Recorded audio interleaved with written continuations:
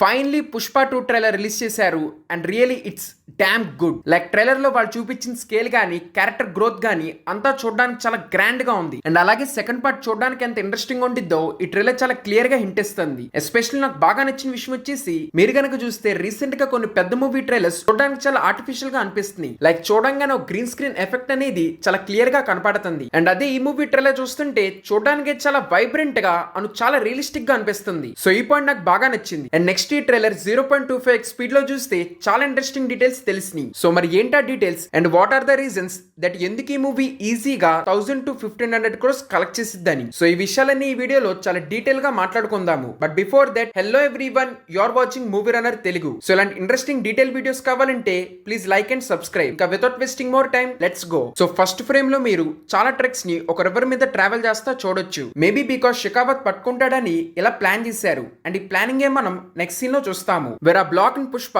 River మీద జరుపుతున్నాడు. And next ఈ franchise లో జగపతి బాబుని యాజ్ అ న్యూ క్యారెక్టర్ లాగా చూడొచ్చు. సో మేబీ తను ఇక్కడ ఒక మినిస్టర్ ఆర్ ఇంకా పెద్ద పొజిషన్ లో ఉన్నాడు అనుకుంటా. అండ్ మోస్ట్లీ తర్వాత షాట్ లో తినకలవడానికి పుష్ప వచ్చాడు అనుకుంటా, బికాస్ పక్కన మీరు ఆ గన్ మ్యాన్ ను చూడొచ్చు. అండ్ నెక్స్ట్ సీన్ లో మనకు గోడాం చూపించారు. సో డబ్బుల్ని కవర్ లో ర్యాప్ చేసి వీళ్ళకి పార్సల్ పంపించారు. అండ్ ఆ డబ్బులు వీళ్ళు తీసి అక్కడ ఉన్న సోఫాల్లో సర్దుతున్నారు. సో మేబీ ఇక్కడ నుంచి ట్రాన్స్పోర్ట్ చేయడానికి అలా చేస్తున్నారంటే ఐ థింక్ నో, బికాస్ వేరే చోట నుంచి కంటైనర్ తెచ్చారు. కావాలంటే ఆ కంటైనర్ ని డైరెక్ట్ గా ప్లేస్ కి తీసుకెళ్లొచ్చు. సో అందుకే ఐ థింక్ ఆ డబ్బులు నా సోఫాలో పెట్టి మేబీ మినిస్టర్లకి ఆర్ ఇంకెవరికో యాజ్ గిఫ్ట్ లాగా సోఫాలు ఇస్తారనుకుంటా. ఆర్ఎల్స్ ఇక్కడ దాస్తున్నారంటే అది కూడా అయ్యుండదు, బికాస్ అదంతా కూడా వాళ్ళ కూడామే. అండ్ అక్కడికి మోస్ట్లీ ఎవరు రారనుకుంటా. సో అందుకే మోస్ట్లీ అలా దేయడానికి అదే రీజన్ అయ్యి ఉండిద్ది. సో నెక్స్ట్ సీన్ కన్నా ముందు ఇఫ్ యూ సీ ట్రైలర్ లో మనకు ప్రామినెంట్ గా 4 ప్లేసెస్ చూపించారు. లైక్ ఫస్ట్ వచ్చేసి గోడామ్ ఆర్ వాళ్ళ headquarters, second one is port, third one is jatara, and fourth one is maybe ఇంకో ఫైటింగ్ సీన్. సో చాలా స్మార్ట్లీ ఇంకొన్ని షార్ట్స్ పెట్టి వీటి చుట్టూ ట్రైలర్ మొత్తం అల్లారు. సో ఈ పోర్ట్ తీసుకుంటే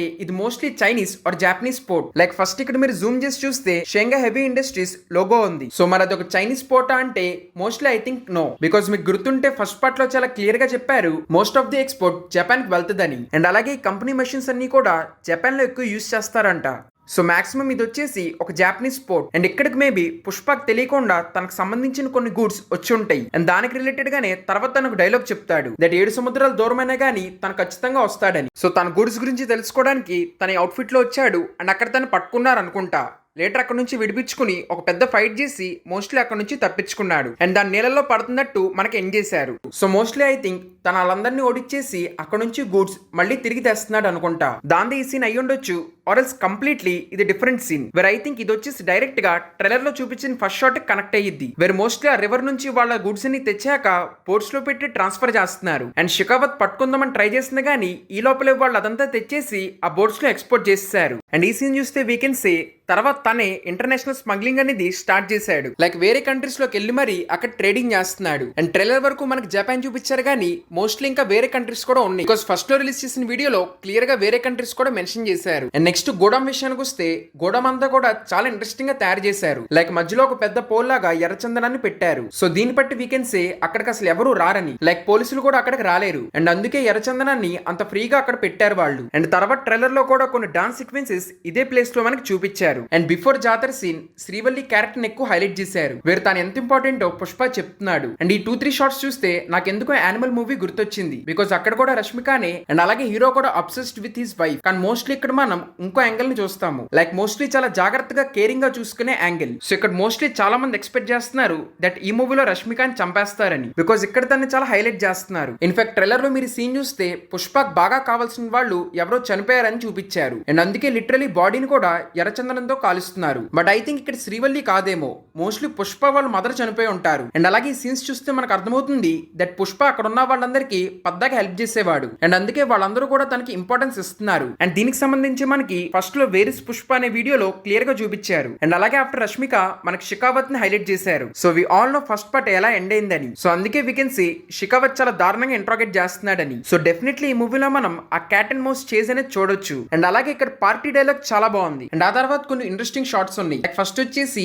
ఈ ట్రక్ షాట్. సో మోస్ట్లీ ఒకసారి షెకావత్ ఎలా అయినా వెళ్ళని పట్టించుకున్నాడు అనుకుంటా. And mostly after long time ఇక్కడే పుష్పకి షెకావత్ కి ఫేస్ ఆఫ్ జరగొచ్చు. లైక్ గన్ యాక్షన్ సీక్వెన్స్ కూడా ఈ సీన్ కంటిన్యూషన్ అనుకుంటా. అండ్ మేబీ మేబీ ఇక్కడ పట్టేసుకున్నారని చెప్పి నెక్స్ట్ సీన్ లో చూస్తే డాంకీస్ మీద తీసుకెళ్తున్నారు సో దట్ రోడ్ల మీద వెళ్లకుండా డైరెక్ట్ గా కొండెక్కేయడానికి. నెక్స్ట్ ఈ సీన్ లో మనం జాలిరెడ్డిని చూడొచ్చు అండ్ తనకు ఎదురుగా పుష్ప ఉన్నాడు అండ్ ఆ బ్యాక్గ్రౌండ్ చూస్తుంటే జాలిరెడ్డితో పనుండి పుష్పనే తన దగ్గరికి వెళ్ళినట్టు ఉన్నాడు. అండ్ నెక్స్ట్ వన్ ఇస్ జాతర ఎపిసోడ్. సో ఆ ఊర్లో అదొక ట్రెడిషన్ కాబట్టి తన కాస్ట్యూమ్ లో ఉన్నాడు బట్ అప్పుడే తన మీద ఎవరో అటాక్ చేశారు అండ్ ఇక్కడ పుష్పకు కూడా దెబ్బలు తగిలిని అనుకుంటా, అందుకే రష్మిక వచ్చి గట్టిగా తను పట్టుకుంది అండ్ ఐ థింక్ లాస్ట్ లో ఇక్కడ అటాక్ చేసిన పట్టుకుని వాడికి సగం గుండు కొట్టి మెడలో చెప్పులు దండేసి పంపించారు. సో ఒకళ్ళు అటాక్ చేస్తుంటే చంపేయకుండా ఎందుకు వదిలేసాడో ఇంట్రెస్టింగ్ క్వశ్చన్ ఇక్కడ. అండ్ తర్వాత ఈ సీన్ లో మనం షికావత్తును వీళ్ళిద్దరూ కలిసి ఉన్నారని చూడొచ్చు. సో ఇక్కడ వీళ్ళు ముగ్గురు కలిసి పనిచేసి ఎలా అయినా పుష్ప గోడంలో కూర్చుంటారు ఆర్ఎల్స్ పుష్ప కనపడకుండా వెళ్ళాడు కదా, సో అప్పుడు వీళ్ళందరూ కలిసి వచ్చి ఈ గోడాన్ని కబ్జా చేస్తుంటారు. బట్ స్టిల్ దీనికన్నా ఇంకో పోర్షన్ నాకు బాగా ఇంట్రెస్టింగ్ గా అనిపించింది.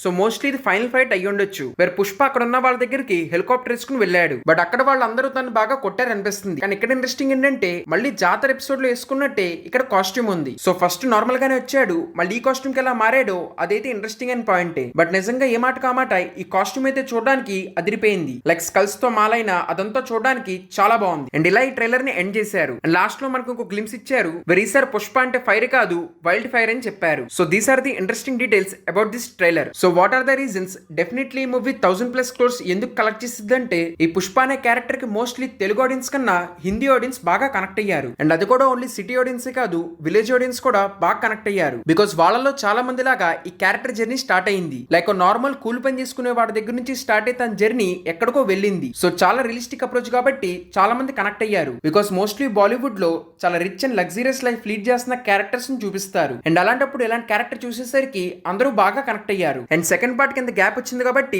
టీవీలో అందరూ చాలా సార్లు చూసే ఉంటారు. సో అందుకే సౌత్ ఆడియన్స్ లాగానే నార్త్ ఆడియన్స్ కూడా ఈ మూవీకి చాలా ఇంట్రెస్ట్ చూపిస్తారు. లైక్ 3-2 మూవీ తీసుకోండి, అది అసలు సౌత్ వాళ్ళకి ఎవరికీ తెలియదు బట్ నార్త్ ఒక్క చోటే అది 600 క్రోర్స్ కలెక్ట్ చేసింది. బట్ అదే ఈ పుష్ప 2 అనే మూవీ సౌత్ అండ్ నార్త్ రెండు చోట్ల కూడా చాలా హైపై రిలీజ్ అవుతున్న మూవీ. అండ్ అలాగే వీళ్ళు ప్రమోషన్స్ కూడా చాలా బాగా చేస్తున్నారు.